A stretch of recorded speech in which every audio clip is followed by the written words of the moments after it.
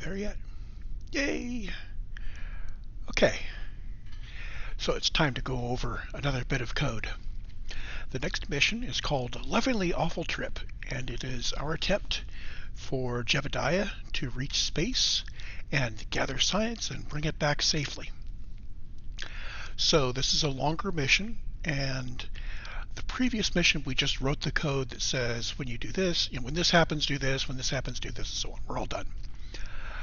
With this mission, I want us to be able to recover if the processor reboots during the mission, because as missions get longer, that will happen. If we switch from the one spacecraft to another, if we switch back to the ground, when you come back, you reboot, you want to pick up where you left off. You want to pick up in the same phase of flight.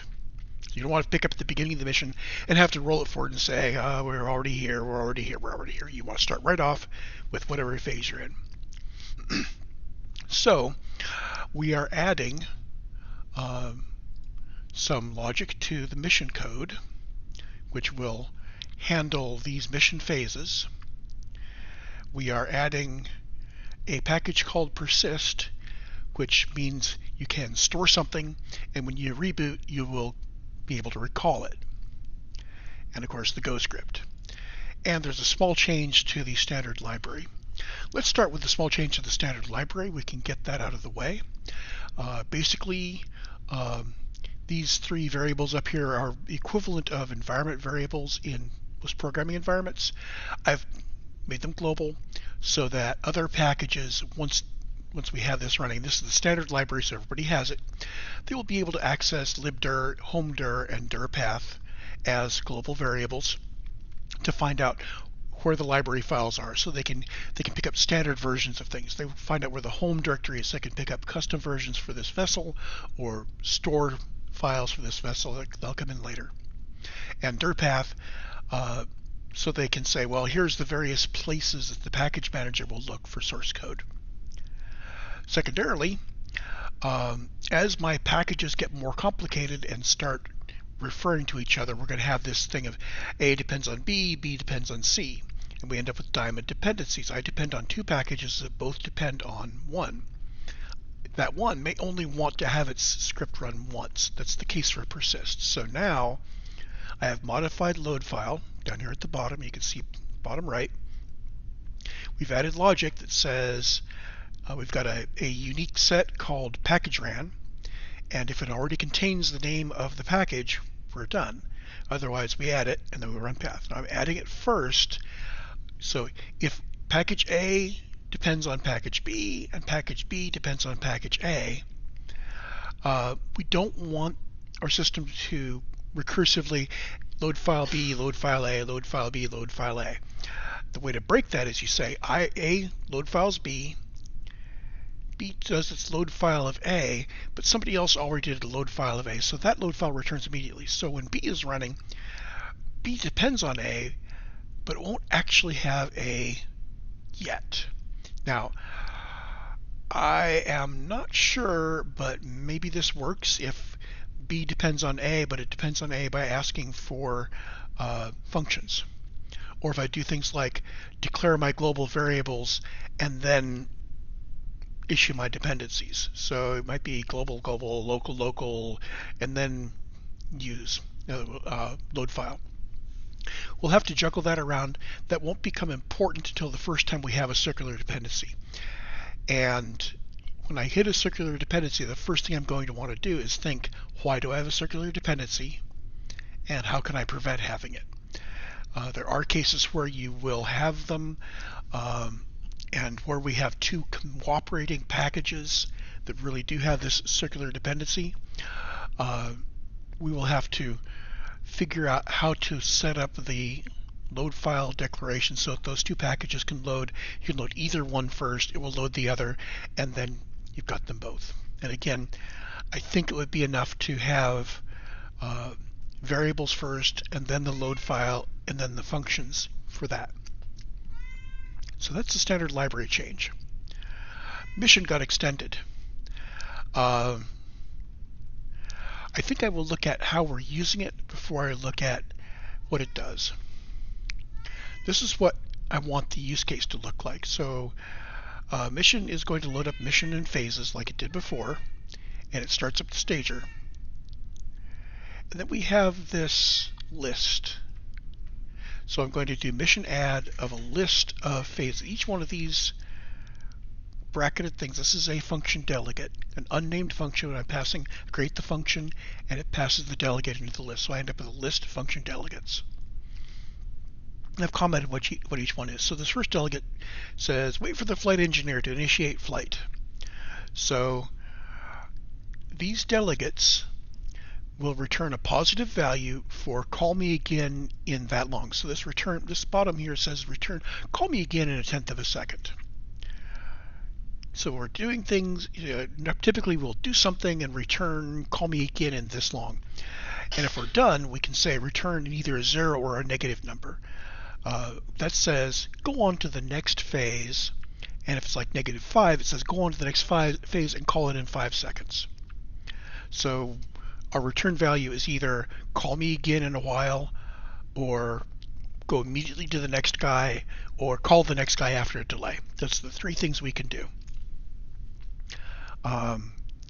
We will be looking at how do we rewind to an earlier stage of the mission. When we get to, I think historically the first time I needed that in my prayer run through was when I was doing a rendezvous, and I got into the rendezvous area where I had a target and I was starting to do things and the target went away. So I had to return to the beginning of the segment of my flight for doing the rendezvous, kind of in the middle of the flight there, and go back to waiting for a target. And once I got the target, I could then move forward again. But right now, this is all we have. We do something, we keep doing that thing for a while, and then eventually we do the next thing. So that's how that goes. The actual things we're doing here are very similar to the previous flight, so this is not a stretch. We're sitting on the ground, so we're going to lock our steering to the way we're facing, so we're going to kind of hold ourselves steady no matter what happens. And we've brought the throttle up. Now that's not needed here. We're using solid rocket engines, so the throttle doesn't matter, but we're thinking ahead. And when we start using liquid fuel, we'll want that throttle to 1. So at some point, the flight engineer, that's me sitting here at the keyboard, hits the space bar and we stage and we have thrust, so boom, we go on to the next step. The next step, when radar, we're going to basically be in this step until radar is greater than 50. So we're going to lift ourselves up off the pad. We're still doing our stuff. We're still locking our steering to the facing inside this step. So while we're in this step, we keep our facing, keep our rocket pointed exactly like it was, keep it stable. And if it gets knocked too hard, it will lock the steering to wherever it got knocked to. So this is just kind of a stability system. Be like locking your stability augmentation system to point at wherever you happen to be pointed. So once we've gotten 50 feet above the launch pad, 50 meters, we go on to the next one, and our steady state is we're going to steer to heading 90, so 90 degrees, so we're heading east, and we're going to set the pitch angle to 45, so we're heading east and up at an angle. Boom. That's going to shoot us out over the water. And this is the same thing we did last time. And we're going to check that every second, and eventually available thrust is going to go to 0. This is kind of a weak condition. We're using it because this particular craft, it works. Available thrust will drop to 0 as we stage, and it will come back. So big complicated spacecraft, available thrust isn't going to be the right thing. We're going to keep doing that till we stage. And we see over here that this craft actually has 2 solid rocket boosters, so this may trigger early. So we'll have to watch that. We may get to steer into the wind when we drop to our upper stage. So we have stage 4 and stage 2 are solid rocket boosters. We may or may not hit this. It's only a delay of 1. So once we have gotten here, we're basically saying we don't think we have any vertical speed, so we're just going to steer into the wind. So pointy end into the wind, so we're going up, woo, like that. And we're going to wait. We're going to wait until we start to descend. And when we get to the top, we're going to pause at the top and we're going to fall back. And as we start to fall back, I'm going to rotate the capsule so that my steering is going to point us to surface prograde. Whoops. Up. Down here. So once we get here with vertical speed going negative, we go on to the next step. And the next step says, until we're safe to deploy the chute, put our back to the wind. So we're going to rotate again so that the pointy end is pointing where we come from, and the blunt end is going to be pointed where we're going to. So we're going to be going up like this and over, and then suddenly at the top it's going to flip around, and then we're going to come back down. The idea is that our blunt end has the heat shield, and that's the end we want forward when we're falling through the atmosphere. And at some point we're going to get down to 3,000 meters, and our airspeed is going to be below 300, we hope. And at that point we can go on to the next one. And the condition there, we said it was safe to deploy the chute. So what we're doing in this stage is we're saying if the stage number is less than 1, return 0, go on to the next step. So our termination condition is that we're in stage 0. So yeah, stage 0, when we get to stage 0, we'll deploy the chute. If we're not in stage 0 yet, say if we're ready to stage, then stage. And then try again in a second. So it's possible that we'll do this entire flight plan, and with a liquid fueled rocket, we might actually end up with, coming back down with several stages still attached if we're overbuilt. So this would just basically ditch them all. And at some point we get to stage 0, or we go on here. So this phase basically says lock steering to up. So now instead of we're coming down like this, even though we're going sideways, we're going to rotate so that our pointy end is straight up, because we're about to pop a parachute. In fact, we have popped a parachute. We're going to force it to straight up and hold it stable that way, because that'll keep us from wobbling around like crazy on the parachute. Probably not important, but if I were the pilot, I would appreciate it. And at some point our vertical speed will be positive or 0, so we're going to touch down, and it doesn't matter how we bob around, it's going to be approximately 0. If it stays negative, we just keep getting lower and lower and lower and lower, and that doesn't happen. So eventually we will have a vertical speed that's not negative, and we'll pop into this last one, which basically wakes up every 10 seconds and says, yeah, we're not going anywhere. This is our forever. So that's the flight plan for this mission. Now, how do we do that? Let's hit mission.ks first. Now, most of this file is new. Let's go take a look at our changes. So you can see that we had just mission BG here. Mission BG has been refactored. It's got some things that are set up in it, and the rest of it's new. So let's go back to looking at the whole thing.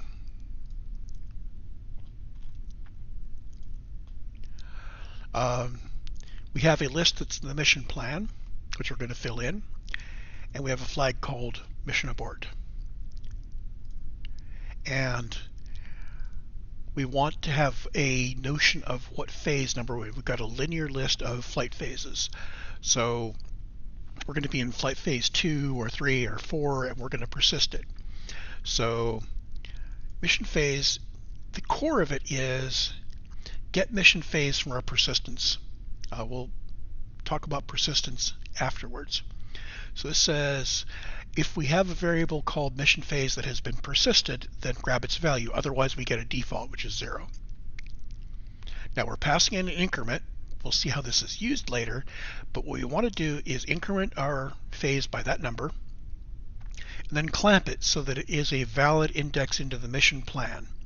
Now, if mission plan is empty, this is going to be a clamp between 0 and -1, and clamp in that case is going to return 0, but it doesn't matter because there is no possible value that we can index that list by. So if we are calling mission phase and we have an empty mission list, we already have indeterminate indeterminate operation. So we clamp it. Once I've clamped it and incremented and clamped it, I'm going to put it back. I'm going to persist the new value. So we may go from phase 0 to phase 1, and we're going to put a phase 1 back in the persistent storage, waving the hands. So that's kind of a utility function, which is going to be used in mission, but bear in mind that's what it is. Mission phase takes an increment and returns to you the new phase number after mission's been incremented by that value. Okay, so mission add, external entry point says I have either a delegate or a list of delegates that I'm going to add to this mission list. That's real simple. Mission plan is a list that adds it to the list. Now, if my argument is a list, I'm going to go through each element of the list and add that. So it's either append one thing to a list or append a list to a list. Real simple. I'm trying to keep all these simple. Now, mission foreground. Remember, we had mission background before, which basically says take this function and call it over and over again with a delay. And mission background does that in the background. I mean, you call mission BG, it sets up a when then, and it returns. And just in the background, the when then keeps it going. Mission foreground is very similar. We want to run all of the steps in this mission list, the mission phase list, in order, one at a time. And we run each one until it says it's ready to go on to the next. So what's our logic? Until mission abort. So if mission abort gets set, we stop. We grab our phase number, which is the current mission phase plus whatever increment we may increment below. We then go to the mission plan, index by the phase number, and get the phase function delegate. And then we call the phase function delegate, and we find out its return value, which is going to be how long to wait for calling it again, or how long to wait before calling the next guy again, or 0 for just call the next guy. Now, choose. This is a ternary operator, and unless you are doing a lot of KOS work, you probably haven't seen it. The wording is pretty good. My hats off to the KOS crew for choosing it. It's basically choose expression 1 if condition, else expression 2. So if the condition is true, we get the first expression, otherwise we get the second one. And they do short circuiting. So whichever, they only evaluate one of the two. So if this is true, we evaluate the first and return it. Otherwise, we evaluate the second. This is basically saying that if dt is positive, then increment by 0, otherwise increment by 1. So this is the way we say if the phase function returns 0 or a negative number, we're going to the next phase. And then we calculate next t. So take the delta time, take its absolute value. So if we return -5, we're going to wait 5 seconds. And set that to next t, is time seconds plus that. And then again, we get it down here, and this is our wait until. So now this thread will block until either mission abort is set or system time has gone past our scheduled time. And when that's done, we'll go back up to the top, it'll check mission abort, and it'll do the whole thing again. And the second time through, if somebody said return 0, this is where we increment the mission phase. So we don't actually increment the mission phase until it's time to go in. We have the inc. So this is actually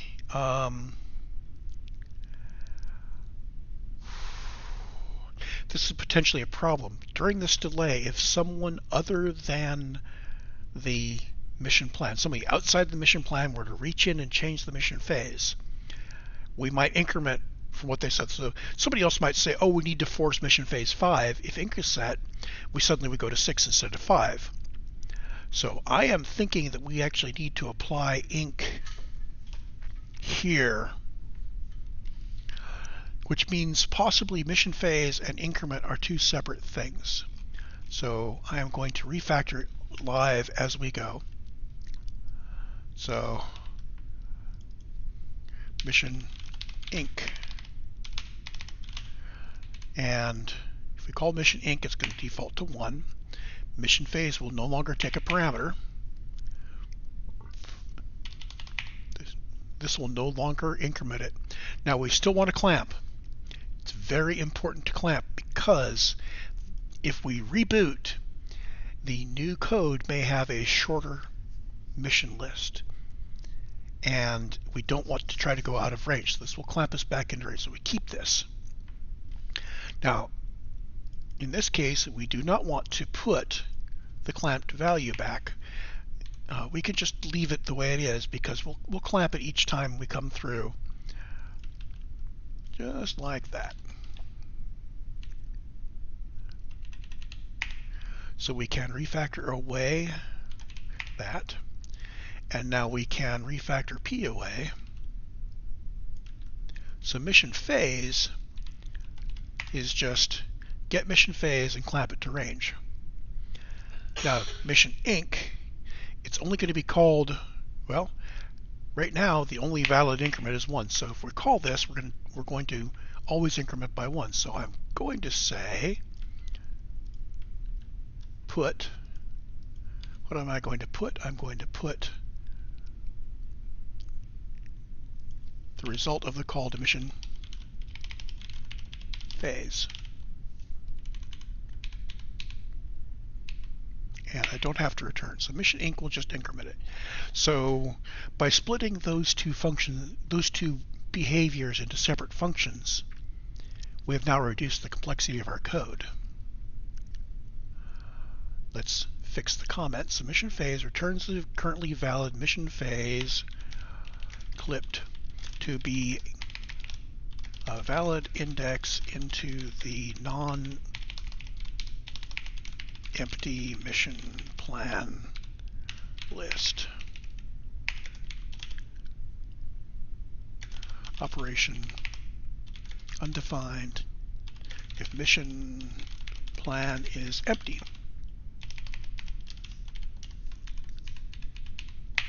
Okay, and mission inc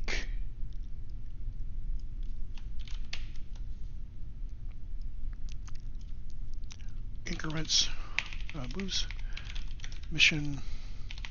the mission phase to the next phase.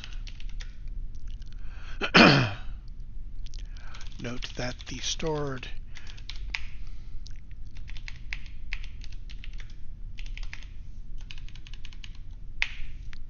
and I'm not going to say anything else. Oh, haha, 1 plus mission phase. There we go. So in theory, we can write an out of range value to mission phase, but we already know that we know how to clip it back into range here. So that's non-fatal, and I'm trying to keep the code compact where it will just work. So now we go to here, we can't eliminate this variable completely. This is phase. And now we say if dt less than or equal to 0, mission inc, like that. You don't need to worry about the inc variable, and set d next t, and there we go. So that one refactoring ended up simplifying the code while also fixing the bug. So now when a phase returns, we immediately adjust our phase number. As long as nobody asynchronously messes with the phase, we're okay.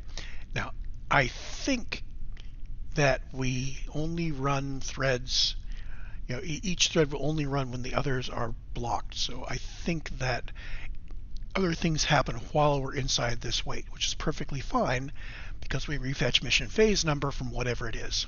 So that's good. And the changes to mission BG basically are we implemented mission abort. I think that was it. What's the difference here? So the parameter changed name. We implemented mission abort. So if somebody sets the mission abort flag, our foreground mission and all of our background tasks will stop the next chance they get. And these are all when mission abort or, and this says wait until mission abort. So if you turn on mission abort, these conditions will fire and all of these functions will then wake up and say, oh, we're done, and they will stop. We simplified this. So now instead of saying if dt is greater than 0, do things, else return false, we can just say compute the next time as time seconds plus dt, and then return if dt is positive. So if dt is positive, then this when then will persist, otherwise it won't. Now I could put an abs dt on here and it'd be just like this one up here. And consistency is good, so let's apply that one change. Make this one just like the other one.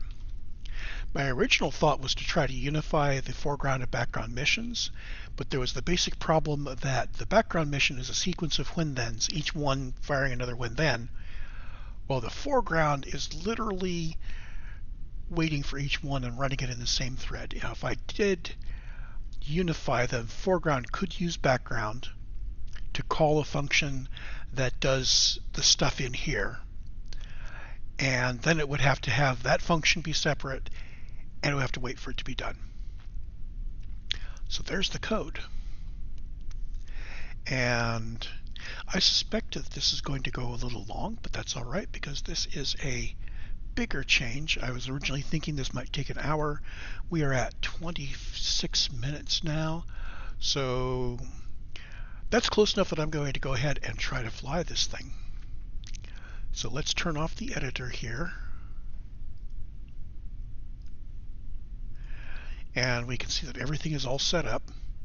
The one thing I do want to do is I do want to toggle power on the KOS twice. I want to take it off and back on again because we're running the old version of the code. We need to run the new version. So toggle power. So this, turning that on, that will collect all of the changes I just made to the code. And I am basically assuming for the purpose of streaming that I have made absolutely no typographical errors. There we go. Now, our plan is we have four sets of science data we want to collect. It's all, you can see how it's all packed in here in this guy. We've got the mystery goos, we've got the barometers and the thermometers. It's all packed in there. Let's close that guy down. So we're going to want to, oh, we don't need that at all actually. We're going to do this science and we're going to have Jebediah go collect an EVA. Oh, one thing I did do, you can't EVA until you upgrade your administration area. So I went and upgraded that. And I really hope that this is not, I really hope I didn't reload the save. If I did, then what we will do is when we find that out, we will have to revert to the VAB and actually look at our electric charge here. I've been sitting here talking and this thing has been losing charge. I can do this over again. Let's revert flight to the VAB. I've got a cat tax.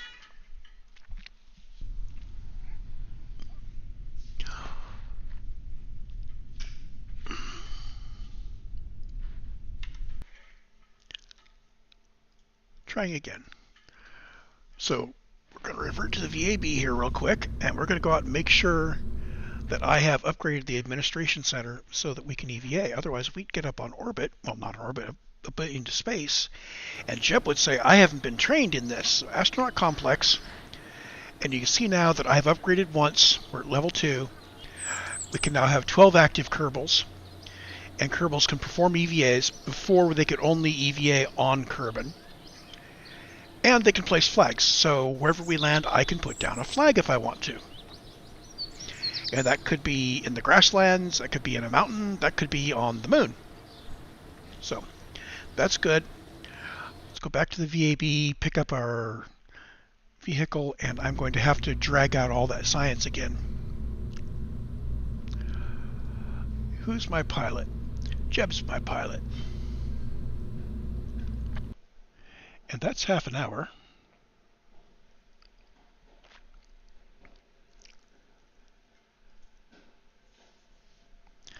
So yes, this is going to go over by however long it takes for us to fly this. So open this up, and now I just need to bring all of these guys out one at a time. 1, 2, 3, 4. So I can fit 3 of them over here and 1 of them over here.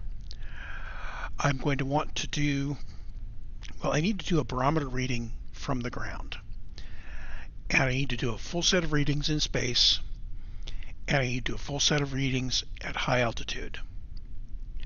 So that's 2 full sets of readings plus ground and the other ground. I'm going to do 1 set here on the ground once I get it all pulled out. So this column I'm going to do here on the ground and dismiss so it's not sitting on the screen.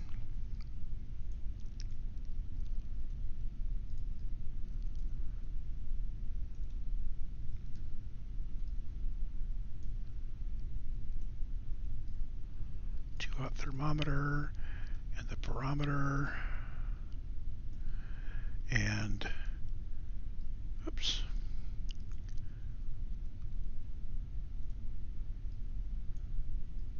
Barometer, thermometer there. I'm confused. Barometer.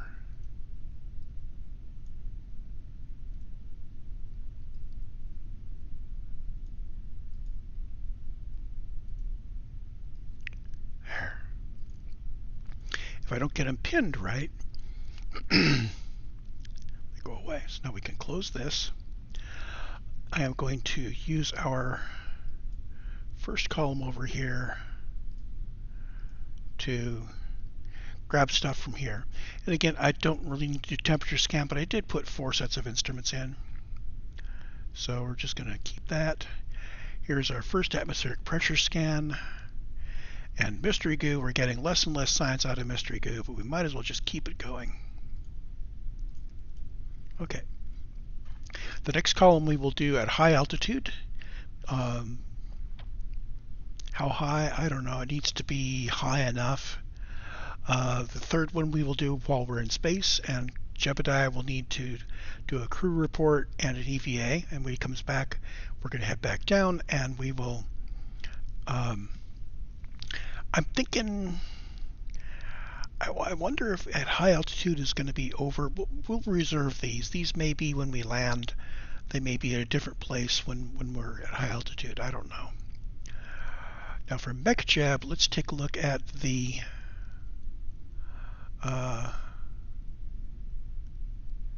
is there one here? Landing info here.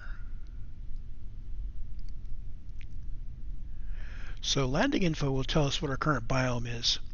So as we're flying around, if we get high altitude from something, we can maybe get high altitude from some other biome. There we go. And if we look at the interior overlay, we can see Jeb in there. Hi, Jeb. He's happy.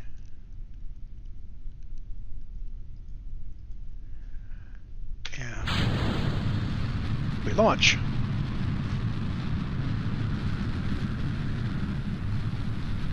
Now, it might be kind of cool to have a display somewhere of which phase of flight we're in, but we already had enough code. I mean, it took me half an hour to go over the code for this.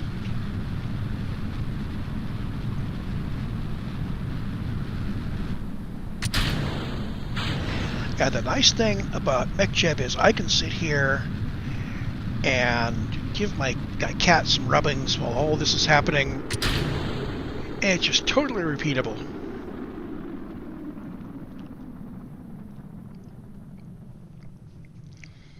And you notice their apoapsis is already quite high. We are in the upper atmosphere, so I'm going to go ahead and hit the observe buttons. So temperature scan from Kerbin's upper atmosphere.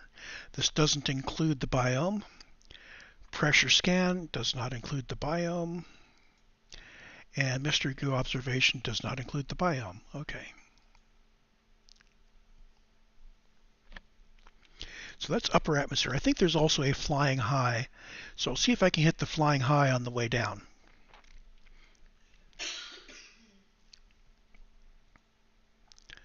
And these have been done, so we can dismiss them. Boom.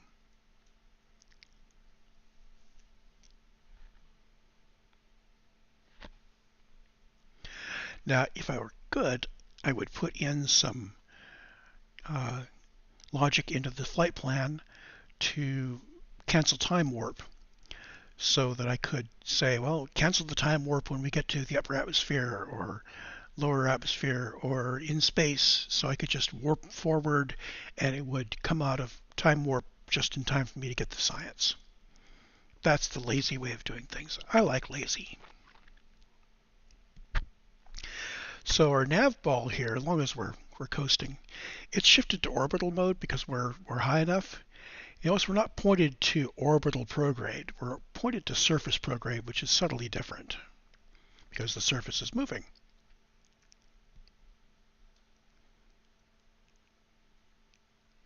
And that's okay.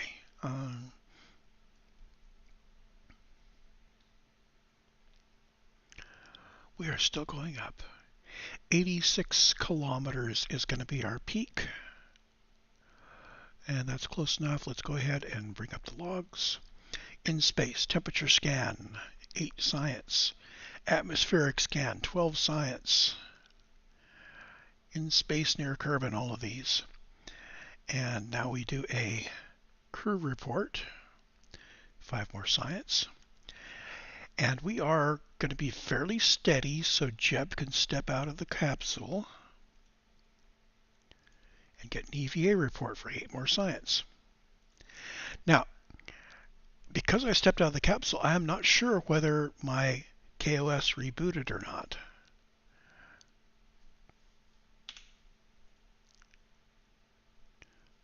Okay, so we got a message. So I think KOS reboots when we do that. I should have left my thingy open. Oh, it would have just showed that anyway. Not really clear whether it does or not. I think it does.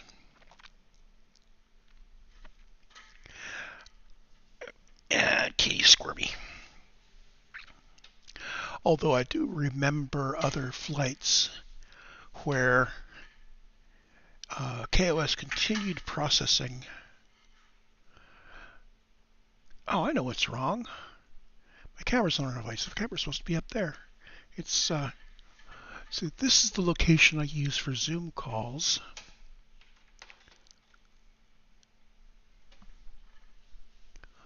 That's better. So now when I look up here, I'm looking at my notes and I'm looking at the camera that I think of. I'm looking at the picture of me on the screen. So yeah, so now I can talk this way. It's more like I'm talking to my viewers. And when I'm looking out here, so this is the way I'm looking when I'm looking at KSP. That works for me. Hope it works for you. Center it. That centered better? Yeah. I'm still learning how to do this YouTube stuff. So, here we go. We're getting kind of low. I'm going to... Oh, shit. I reset the goo canister from space. Okay, we're going to have to run this mission again because I lost one of my most important pieces of science. That's silly. But here's the key thing. It's repeatable.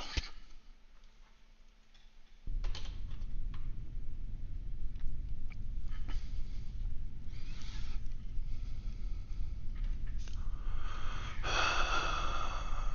have to do something about that camera. Try this again. Open.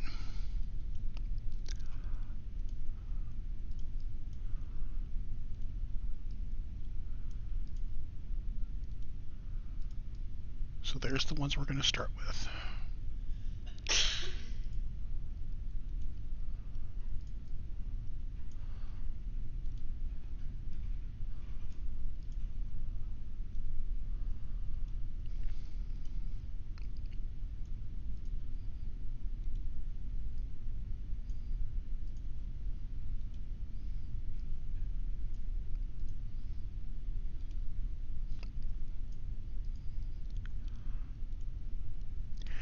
Yeah, after about half an hour, I do get less chatty.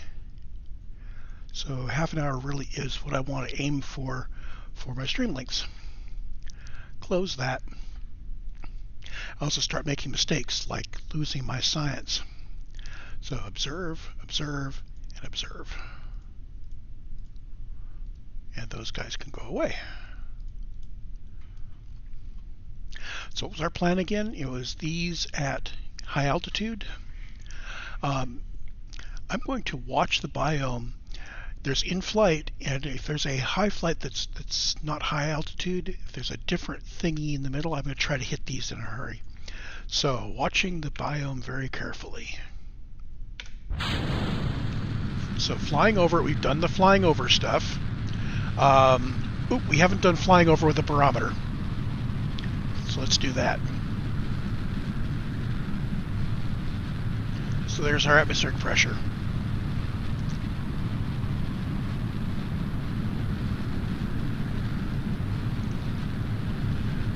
So flying over and then high altitude and then space.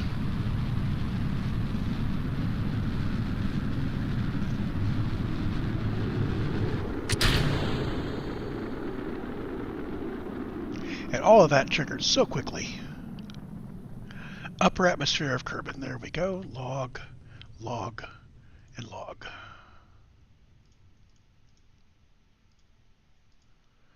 And get rid of these.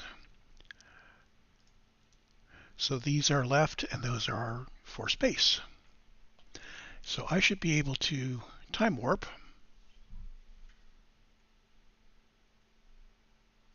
And we know that we coast all the way up near our apoapsis. That's 80K plus.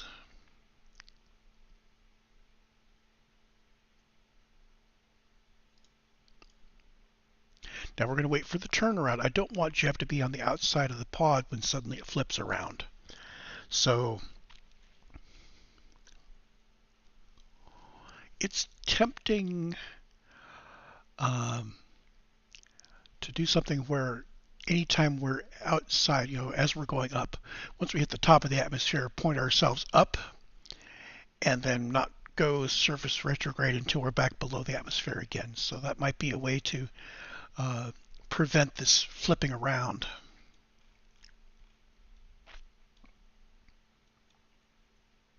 So it flips around first, and then I adjust the roll. We're going to take a crew report.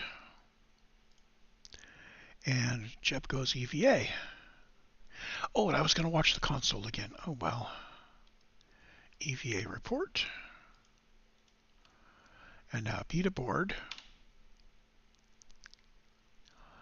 And I'm not sure whether it restarted or not. So at this point, we should be able to time warp forward. This is the on-rails time warp when we're in space. When we hit the atmosphere, you saw it go down to time warp X1. We can hit a physical warp.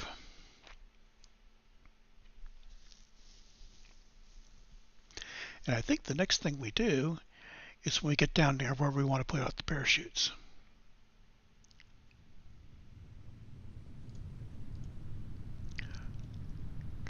So see how quickly we're decelerating with this heat shield and this blunt body. We've got over 5 Gs of deceleration right now.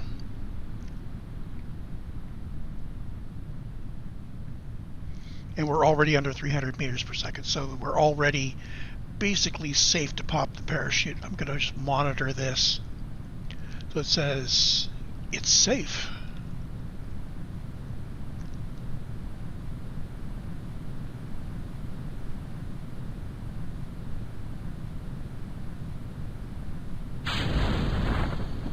And there goes the parachute.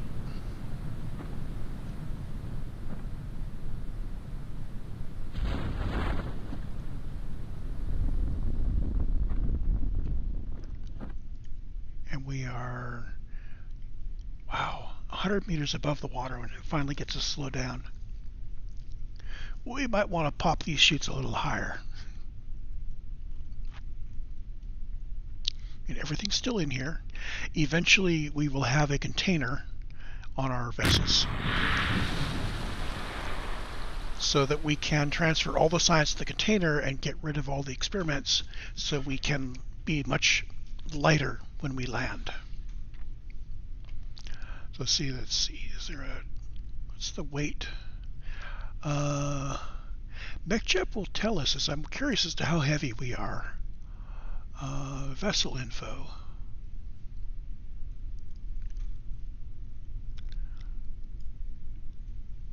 So we're at, this is 1.5 tons.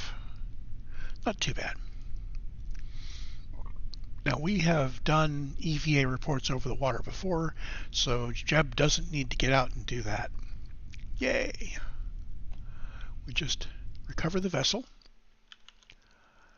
and now I can take notes on our actual results. What did we get? 5 science for crew report in space near Kerbal. Now normally I would have all of this pre-typed and I'd just be filling in the numbers, but 8.0 EVA report from space over water, and 0.4 goo flying at Kerbal, and goo at launch pad,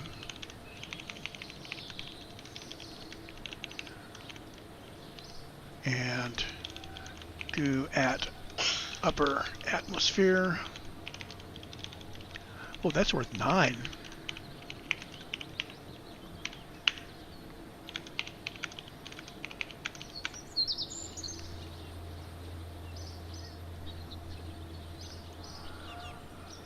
Let's see. Oh, there it is. 0. No science from temperature over flying over shores.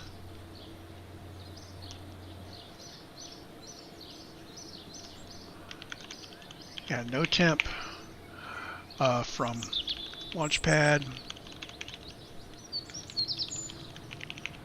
Let's see, pressure. Pressure's the new science, so 8.4 science pressure flying at Kerbal.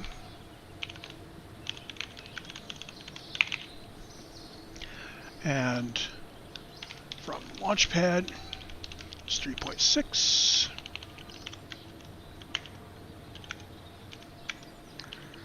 .8 pressure from upper.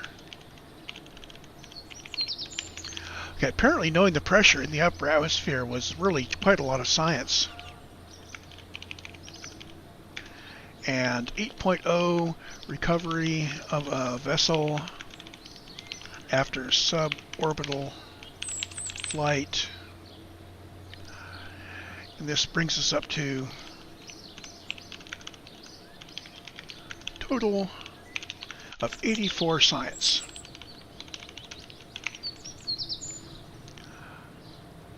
And 197K funds.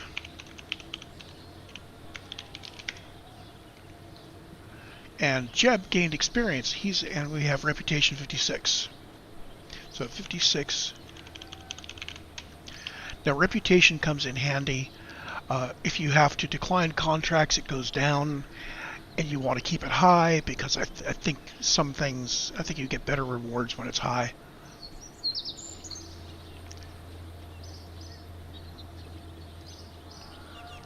Okay, and our messages, not 1 o'clock messages.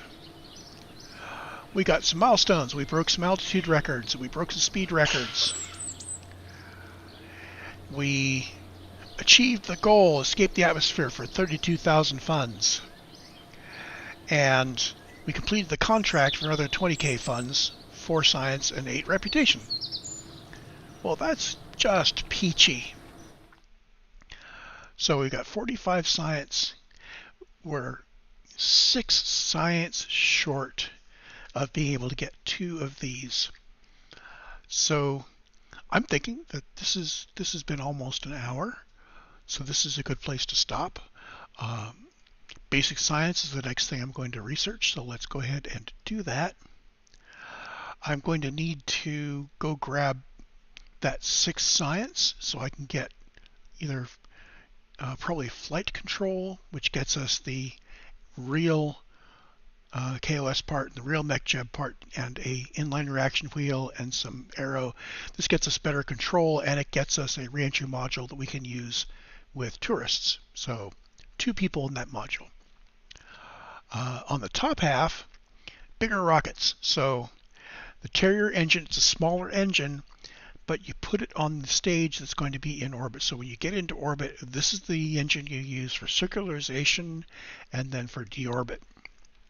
You notice that the thrust is very much lower at sea level than in the vacuum. General construction is bigger stuff. It is things like the launch gantry, which we will need as our rockets get bigger and heavier. We've got decouplers of various sizes. We have strut connectors. As our rockets get bigger, they get wobbly, and struts are what you use to keep it from being wobbly. Crew cabin and structural fuselage, I think, are for airplanes. Cozy passenger cabin derived from business jet. So you can use the crew cabin in a vessel. So if we put one of these in, independent of what we have in the control capsule, this allows us 2 more Kerbals. And structural fuselage is just it just makes the rocket longer without adding any fuel. There's probably a reason for it. And we can put flags. So flight control is going to be our next one. I will go ahead and grab some science. This science we just picked up, this brings us our Science Junior and our experimental storage unit. So I can go out and grab Science Junior science from at least the launch pad and the runway, and that should get us enough resources to pick up flight control. Or alternately, I could pick up aviation and then use the aviation parts to run around. Yeah, I think I'll do that. I'm going to go aviation next, so I'll use the aviation parts to run around on the Space Center, and we can collect all sorts of science from there. And that'll be, I may or may not stream that. In fact, I probably won't stream it because it's kind of fiddly. I may stream afterwards to show the autopilot that I use to control the speed of something rolling around with a jet engine. And that's it for this recording, and I will see you next time.